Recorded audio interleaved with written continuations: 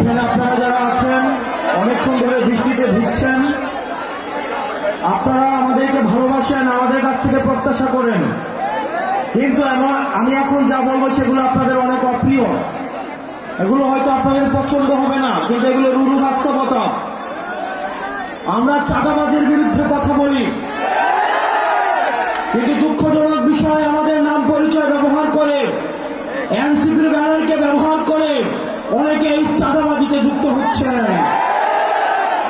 আমরা মুখে মুখে বলবো নতুন রাজনৈতিক বন্দোবস্ত, কিন্তু আপনি যা করবেন চাঁদাবাজি, এই জিনিসগুলো কিন্তু আমরা বরদাস্ত করব না। আমাদের লক্ষ লক্ষ কর্মীর দরকার নাই, আমাদের লক্ষ লক্ষ নেতার দরকার নাই।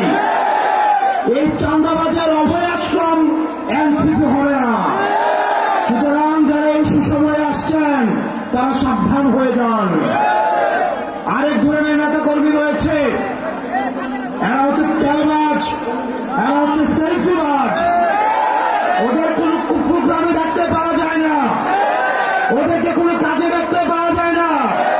নেতার পিছনে পিছনে ঘুরে একটা সেলফি তুলে ফেসবুকে হচ্ছে সেলফি বাণিজ্য করে, প্রশাসনের ছবি বাণিজ্য করে। এদেরকে প্রতিহত করবেন। আগে নিজের ঘর ঠিক করতে হবে, নিজের ঘরে শুদ্ধ অভিযান চালাতে হবে। আমার দরকার নেই এসব সেলফিবাজ, এসব তেলবাজ। প্রিয় ময়মনসিংহবাসী, সংগঠনকে শক্তিশালী করতে হবে। আপনার প্রত্যেকটা উপজেলায়, প্রত্যেকটা ইউনিয়নে আপনাদের সংগঠনকে আপনারা শক্তিশালী করবেন। আপনারা প্রয়োজনে যারা এলাকার সুনাগরিক রয়েছে, সম্মানিত মানুষ রয়েছে, আপনারা প্রত্যেকের কাছে কাছে যাবেন, তাদেরকে অনুরোধ করবেন, এনসিপির প্রয়োজনীয়তা বুঝাবেন, আমাদের সংগঠনে তাদেরকে নিয়ে আসবেন। নিজের অর্থ খরচ করে, আমি জানি এই প্রোগ্রাম করার জন্য আমরা সেন্ট্রাল থেকে অর্থ দেওয়া হয় নাই, যা দেওয়া হয়েছে তা অনেক অপ্রতুল। নিজের অর্থ খরচ করে, নিজের ঘাম খরচ করে আপনারা হচ্ছে এই প্রোগ্রাম বাস্তবায়ন করেছেন। আপনারা বাংলাদেশের জন্য, সংস্কারের জন্য আপনারা এই পরিশ্রম অব্যাহত রাখুন। এই দেশ শতগুণে আপনাদেরকে ফিরিয়ে দিবে।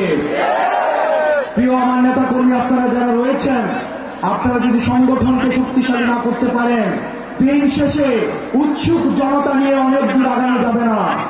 আমাদেরকে অনেকেই ভালোবাসে, অনেকেই পছন্দ করে, কিন্তু দিন শেষে আমাদের সংগঠনটাকে শক্তিশালী করতে হবে। সেজন্য আপনারা মানুষের কাছে কাছে যাবেন, মানুষের দ্বারে দ্বারে যাবেন, মানুষকে ভালো মানুষগুলো সংগঠনে নিয়ে আসবেন।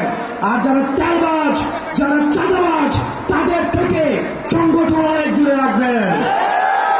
দিন শেষে আমাদের লড়াই অনেক লম্বা, সামনে আরো সংকট আসতে পারে। আমাদের এই সংকটগুলিকে ঐক্যবদ্ধভাবে আমাদের মোকাবেলা করতে হবে।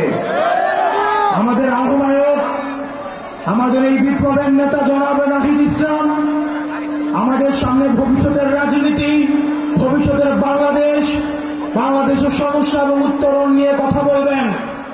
আমরা আহ্বায়ক নাহিদ ইসলামের দিক নির্দেশনা অনুযায়ী পরবর্তী বাংলাদেশ গড়ার জন্য প্রয়োজনে যদি আমাদের জীবন দিতে হয়, সেটি দিতে আমাদেরকে প্রস্তুত থাকতে হবে।